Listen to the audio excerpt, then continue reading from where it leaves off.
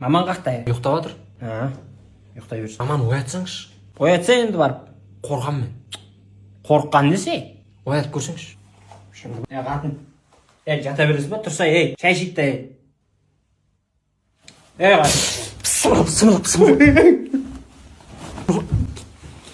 Айуан. Қалай оянады? Не үшін ояту керек еді мамаңды? Не үшін болғанда туған күні ғой. Таң атып кетіпті ғой. Тұрдың ба? Кешегі айып етпе болды, кешір. Ойнама ана мені, анау жаман теді ол. Керек қой, ол дейін керек қой.